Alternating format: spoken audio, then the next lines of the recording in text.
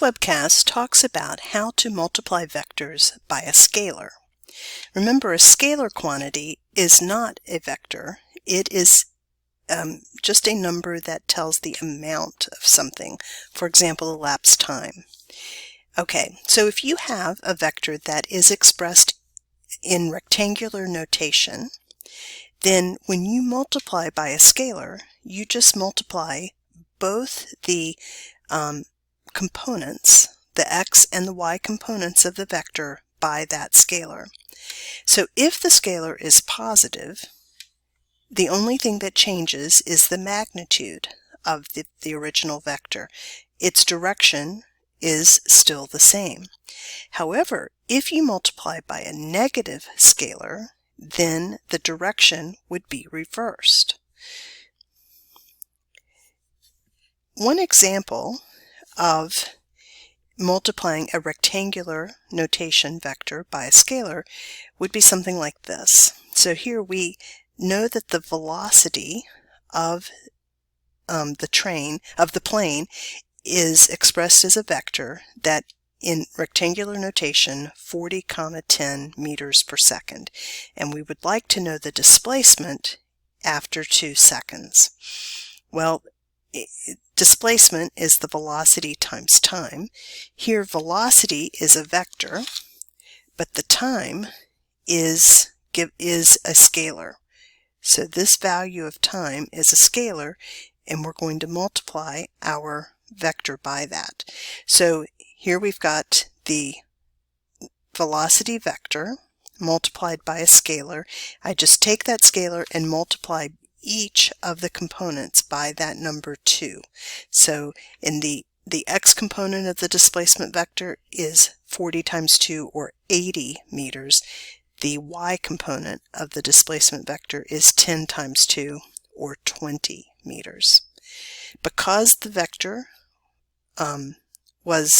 because the scalar was positive, the direction of this displacement vector is in the same direction as the original velocity vector. What though if our original vector is expressed as in polar notation?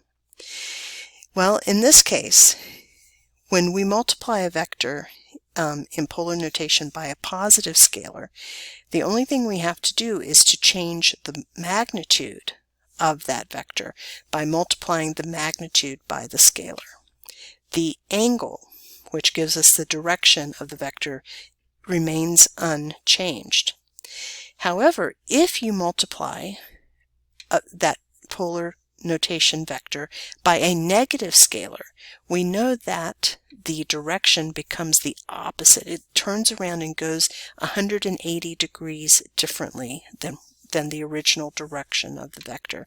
So you would multiply then the magnitude by the absolute value of the scalar, and you would have to either add or subtract 180 degrees from the angle.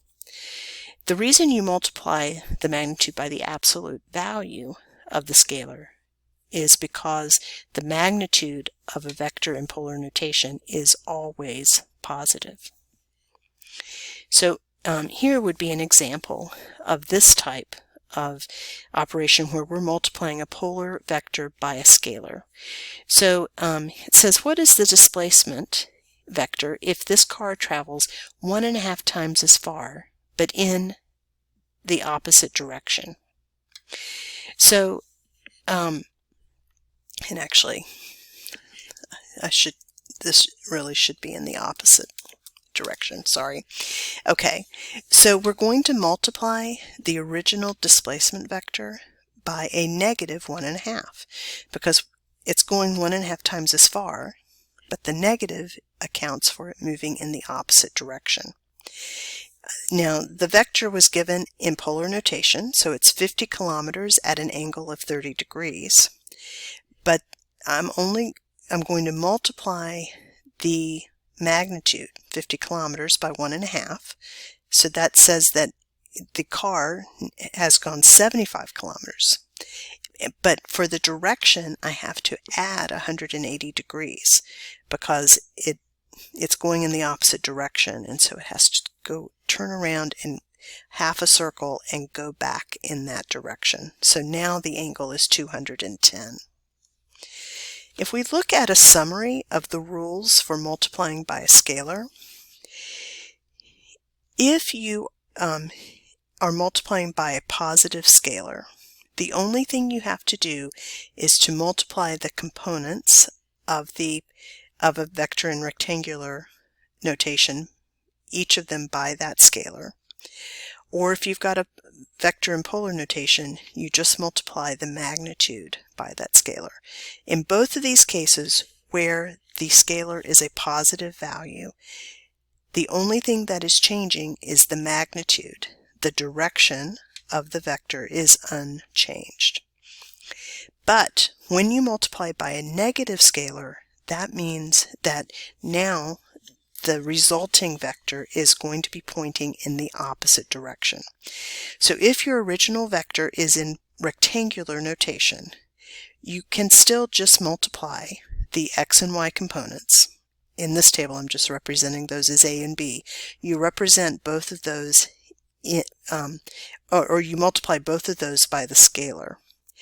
Because the x and y components now have the opposite sign that they did before, the new resulting vector now points in the opposite direction.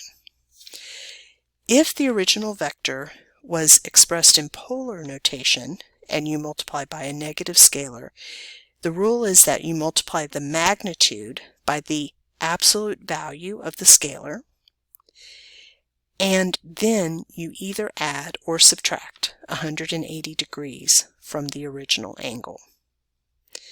Let's do a couple more examples of this. And so here I have a couple of examples. In number A, I'm going to multiply this.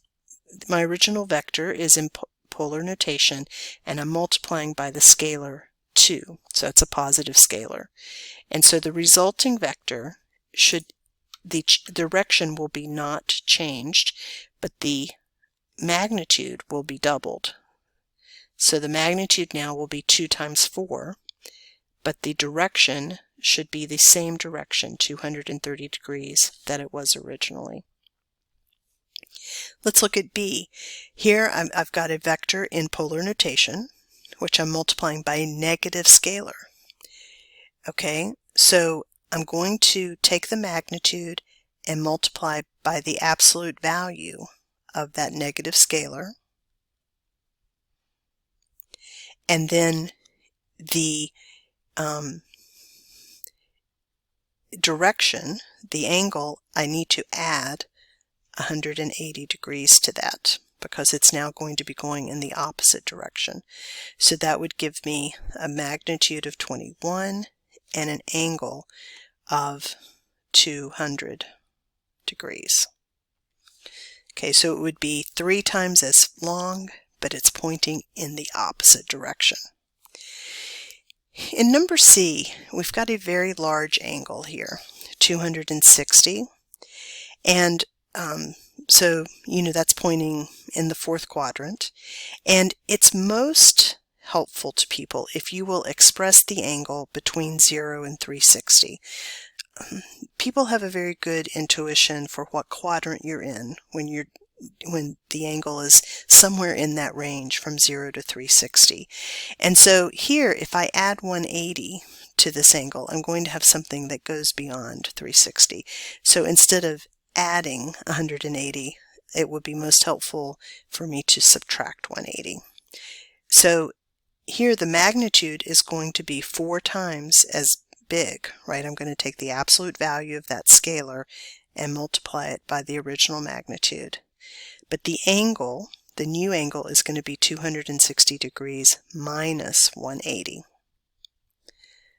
And so I get a resulting vector that has a magnitude of 32, and it has an angle of 80 degrees.